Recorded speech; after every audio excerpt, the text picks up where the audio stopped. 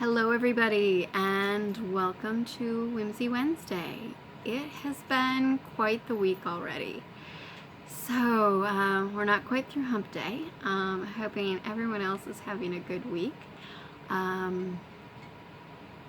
mentioned I don't like snow. I'm a New Yorker that really does not like snow. So snow stresses me. Okay, saying snow stresses me, that's not really accurate. Snow makes me a crazy person. I don't like it. I dread it. If you see my laptop at work, it's got like the weather, the radar, the traffic cameras. It's bad. I don't do snow. So anyway, I'm supposed to do some updates. I have failed to cut out the pieces for my linen chemise. So yes, bad me. I have, on the other hand, completed the second sample piece for the winter hood pattern. It's the Wadded winter hood pattern. I did not bring that out because I have another little thing to talk about. So there's that. I am slowly getting pieces together for the spring straw sewing. So for me, spring sewing starts in February, and that's what I will be doing soon. Over here is actually the first box of vintage feathers that I purchased. It's always a risk. Picking out vintage feathers because you can only rely on the pictures that you're given, and some of them you can zoom in, some you can't. I'm actually pleased with these. There's only 2 that are damaged a little, and honestly, given the age that I think these really are, even the damaged ones are in remarkably good condition. Pardon me, I'm just realizing one of my boxes is about to take a tumble because Clara must have been rubbing on things. So I'm very, very happy with those. There's one that is so incredibly downy soft. I'm amazed, absolutely amazed. And then there's another one, another really good plume with several feathers hand stitched together, and it's weighty. I'm thinking it might weigh as much as the straw once I get the straw together for it. So there'll be a few hats with these really nice older vintage plumes, and I think I could actually say antique plumes based on what I saw. So I'm very happy with that purchase. I was gonna get them out, but a certain little feline is very, very interested in them. Hey, look at that timing. Did you know I was talking about you? Thank you for sticking your butt in my face. What are you doing? Oh, we're getting comfy with the butt in my face. Yeah. You gonna go over there? You gonna go over there, or are you gonna turn around and talk on camera? Okay, we're going over there. Alright, so we're good. So, over the weekend, I was working on one of the wadded hoods, and part of that is running either cord or ribbon for drawstrings through the channels. And in the process, I bent my bodkin. And let me tell you, I kind of went on about bending my bodkin for a while. It was silly. So then I realized, you know, to talk about bodkins. I use them quite a bit, and I have a bit of an assortment, and I use each one for different reasons. And then I have some that I don't use, which is silly. But I think I have a decent sampling of different bodkins for different reasons. For those of you that don't know what a bodkin is, it's basically a large blunt needle. So it's going to have the shaft of the needle and an eye, and then the pointy part isn't going to be really sharp. Initially, they would have been bone I don't know if they were ivory, but bone and horn, because it was a very functional thing. So, let's see, this little guy here is a bone bodkin. All right, so that gives you an idea. This one's about 3 inches, maybe a tad longer. There's the pointy part, not sharp, but you can push this through fabric. Like this could go through the shawl that I'm wearing very easily. And you should be able to see the eye there. There we go. And I have a little tag on there. Tells me where I had this one made, or where I bought it. So this was locally carved, and it came from the Stone Tool Show. It's over at Letchworth. Now similarly, there's this one. So I can hold it so you can see all the pretty. It's a little fancier. Again, there's the pointy part that's not sharp, and the eye. You're gonna notice this is pretty thick. So this would be for running some cord through like a drawstring, something like that. The other one would be great for a drawstring. I would use this if I had something with a drawstring waist, which I don't have anything with a drawstring waist. Definitely if I was putting a drawstring through a bag or a purse, something like that. This one would have to be for a thicker channel, of course. And this came from an artisan that was on Etsy. Okay. So after those, let's talk about some of the round ones here. This includes the one that I bent. Both of these have a double eye. Let's see if you can see that. Let's do this. There, you might be able to see the double eye there on the top one. Okay, so the wider eye would be good for ribbon, and the narrower one would be good for a narrower cord. Okay, and if you look at the pointy end, you'll see the top one there is just blunt. This bottom one has almost a ball at the end. Now, if I needed to push the bodkin through fabric at some point, I would opt for the top one. I can do it with the bottom one because I'll just rock fabric back and forth if I need to.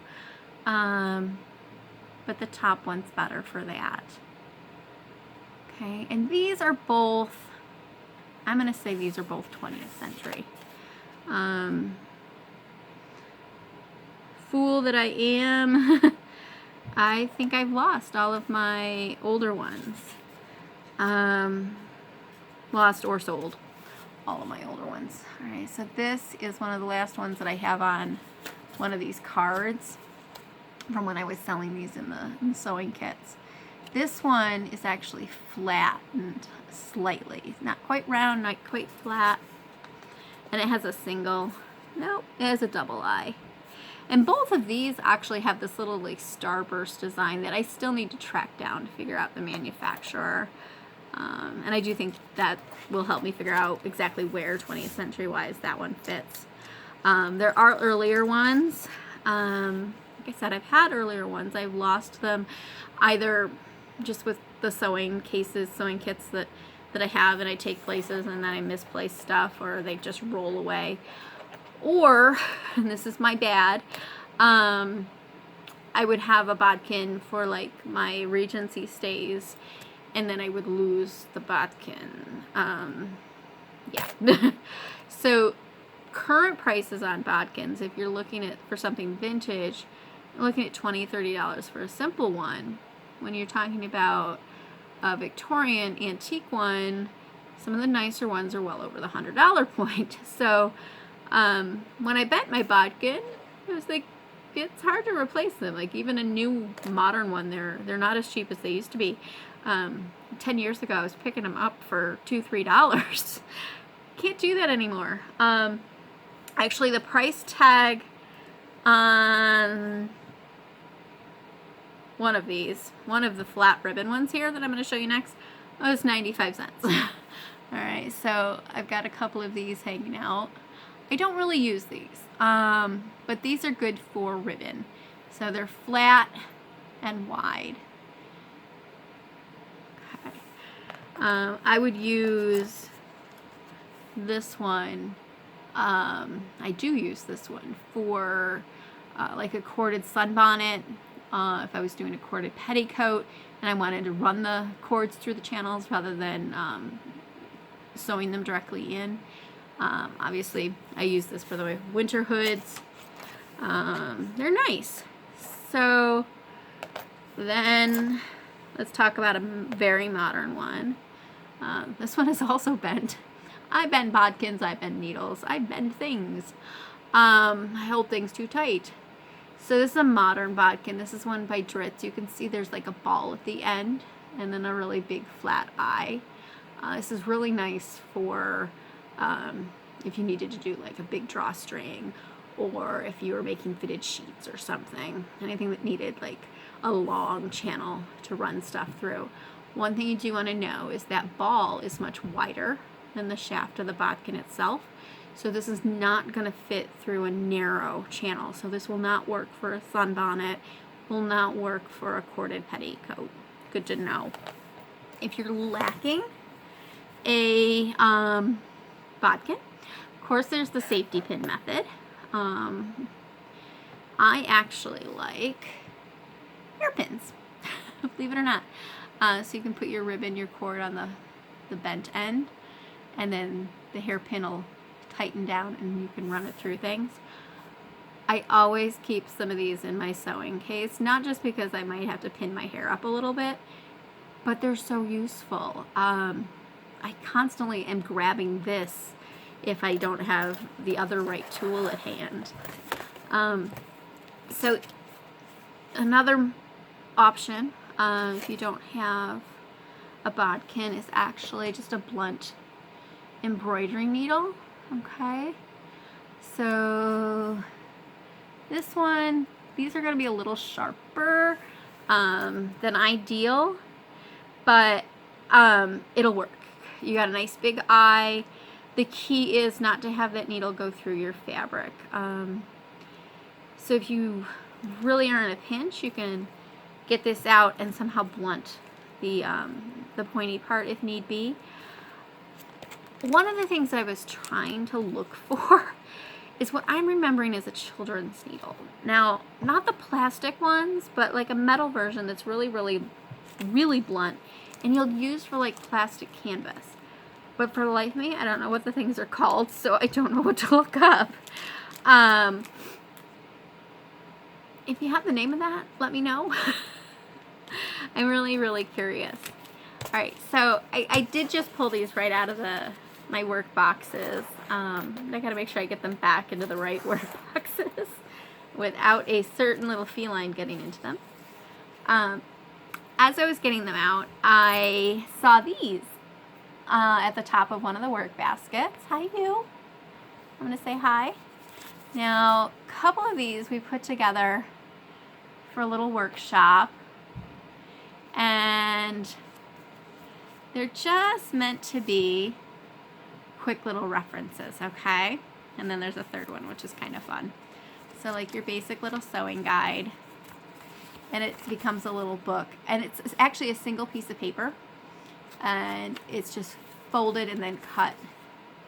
So you've got your little stitch guide, and it's small enough to fit in a pocket, which you should have a pocket in your dress. Okay, so pleats, gathers, gauging. Another quick little reference to these. And if I remember right, I pulled each of these illustrations. I'm trying to remember if I think I pulled them all for original publications. That one's totally hand drawn by me. And then there's another fun one. The Shopping Hitch. So, you know how if you're at an event and there's a merchant area, this is your little guide to stop. Do you have a shopping mentor? So bring someone more experienced with you, especially if you're a new person or a beginner. I have a list of safe purchases, okay?